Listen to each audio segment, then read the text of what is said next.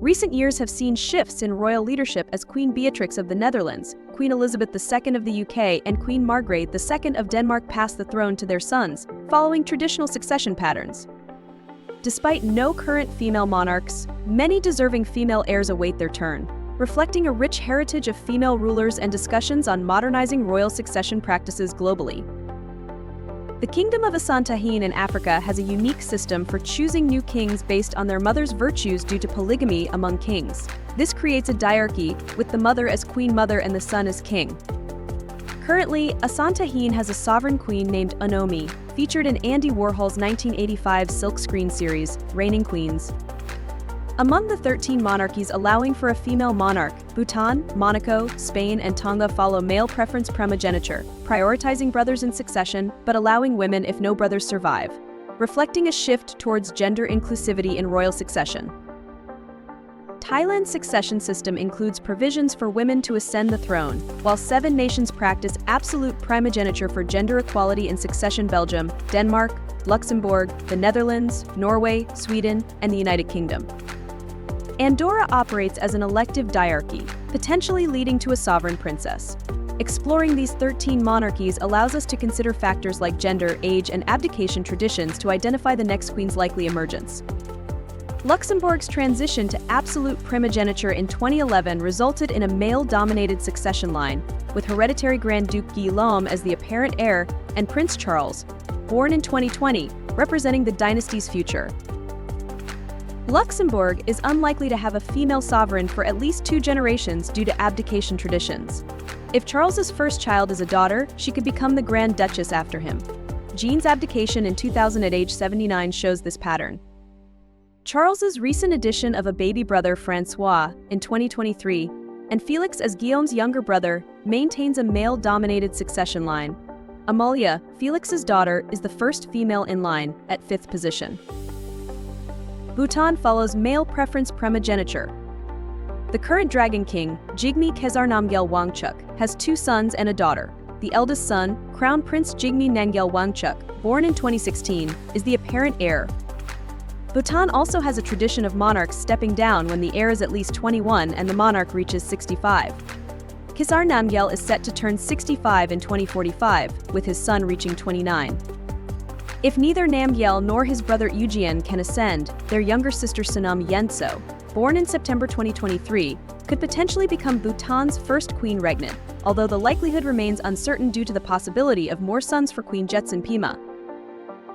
Tonga, established as an independent monarchy in 1845, had 1 Queen Regnant, Salotupu II, who ruled from 1918 to 1965. The throne follows male preference primogeniture. The current king, Tupu VI, has a daughter and 2 sons. His second-born Crown Prince Tuputo Alukalala is the apparent heir. If Prince Eta has only daughters or laws change to favor his firstborn daughter, Tonga could have its second Queen Regnant around 2083. Otherwise, succession would pass to his 3 younger sisters, Princess Haleavalu, Princess Nenasipau, and Princess Selot Pailayu. The United Kingdom and Commonwealth realms, comprising 16 monarchies, share a personal union under one sovereign, the Crown, led by Queen Elizabeth II for over 70 years. The monarchy is expected to transition to kingship, with Charles III and then William, Prince of Wales, becoming King William V, followed by his son, King George VII. The potential for a Queen Regnant in the UK adds intrigue to the monarchy's future, reflecting the continuity of the Crown's legacy and the possibility of inclusive leadership. The British monarchy, known for lifelong reigns, saw Queen Elizabeth II remain in power until her passing, unlike some sovereigns who abdicated. One factor could be King Edward VIII's abdication, which created a complex dynamic in the royal family. Princess Elizabeth, later Queen Elizabeth II, grew up amidst abdication discussions, shaping her view on royal responsibilities. Maintaining popularity and continuity likely influenced her choice to stay queen rather than pass the throne to Charles. Charles, who ascended at 73, faced speculation about abdication but saw a stable reign. The future of succession, especially regarding a potential female monarch after George, remains a topic of discussion, reflecting modern shifts in royal norms. Monaco, situated on the French Riviera, has been ruled by the Grimaldi family since 1297, showing a long history of continuity. There have been only 2 sovereign princesses, with notable instances in 1458 and 1731 highlighting the complexities of succession. The current monarch is Prince Albert II, whose twins, Princess Gabriella and Prince Jacques, were born in 2014. The succession rules favor Jacques as the apparent heir, with the next potential Princess Regnant being his daughter. Monaco's adherence to tradition and stability in leadership, without a history of abdication, sets an intriguing stage for future developments in its royal lineage. Denmark, known for Queen Margrethe II, lacks a direct female heir. Her voluntary abdication, a rarity since 1146, could influence her son, King Frederick X, to consider abdicating in the future. At 56, he may reign for another 3 decades before potentially stepping down in his 80s. Looking ahead, Crown Prince Christian's succession is projected around 2054 at age 48 due to Denmark's adoption of absolute primogeniture. If his first child is a daughter, she would become a future Queen Regnant. Should Crown Prince Christian abdicate later, a female accession could occur around 2090, ensuring continuity and stability in Denmark's royal future. Norway gained independence in 1905, with King Harald V reigning since 1991. At 86, he faces health challenges, prompting Crown Prince Haakon to take on more duties. Despite questions, King Harald plans to stay on the throne until his death, ensuring stability. With potential transition to King Haakon VIII due to age, Norway's adoption of absolute primogeniture places him ahead of his older sister, Martha Louise. Norwegians appreciate Crown Prince Haakon's qualities, showing confidence in his future leadership.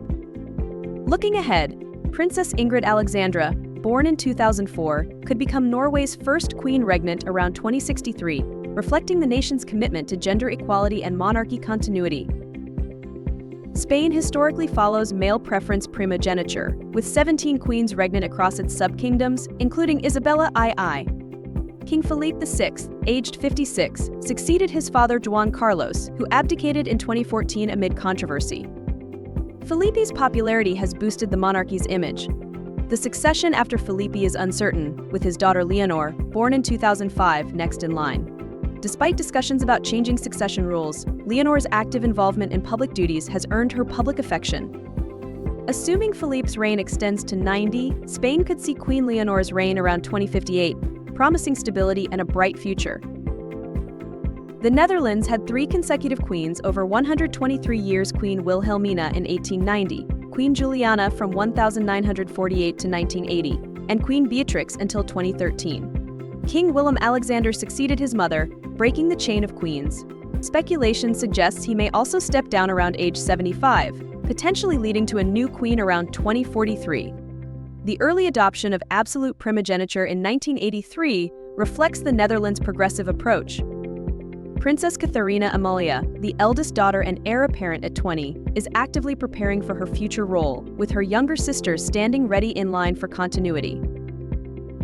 Belgium, independent since 1831, has had 7 consecutive kings as monarchs. In 2013, King Albert II abdicated amid a paternity suit controversy, passing the throne to his son, King Philippe, the current monarch. King Philippe, now 64, may reign until 80, potentially paving the way for Belgium's first Queen Regnant in 2040 under absolute primogeniture adopted in 1991. Princess Elizabeth, his 22-year-old eldest child and heir, excels in history and politics at Oxford University, actively engages in community service, and is prepared to become Belgium's first Queen Regnant. Established in 1278, Andorra is a micronation governed by a diarchy between the Bishop of Urgell in Spain and the Count of Foix in France. It had 2 countesses of Foix as co-princesses in the late 15th to late 16th century. Today, President Emmanuel Macron of France serves as co-prince alongside the bishop. With no legal barriers to a female president in France, Andorra could see its 3rd sovereign princess if a woman assumes the presidency in the 2027 election, marking a historic milestone for both nations. Thailand's monarchy, historically following male succession as Pheo Kun, shifted in 1974 to allow a princess to inherit the throne, departing from strict primogeniture. This change made succession more flexible, considering all of the king's children as potential heirs. King Rama X faces a unique succession scenario with heirs like Princess Bajrakitiyava and Prince Dupangkorn. Recent events, such as health concerns for Princess Bajrakitiaba, have sparked discussions about the future monarch. With no tradition of abdication, King Rama is likely to reign until his passing, potentially leading to historic changes like a future queen's ascent. Sweden is on the brink of its next queen regnant, as Crown Princess Victoria is poised to ascend the throne in the next decade. Despite speculation about King Carl XVI Gustaf abdicating, he remains committed to his role. Crown Princess Victoria's journey from childhood challenges to her current status as a beloved royal figure demonstrates her readiness for leadership. With extensive experience in government duties and a dedication to public service, she is well prepared to lead Sweden into the future. Her eldest child, Estelle, also shows promise as a future successor, ensuring a stable monarchy. While there isn't a queen regnant currently, it's crucial to acknowledge the potential for female leadership in the future. Historical trends show that periods without queens regnant are typical in monarchy cycles.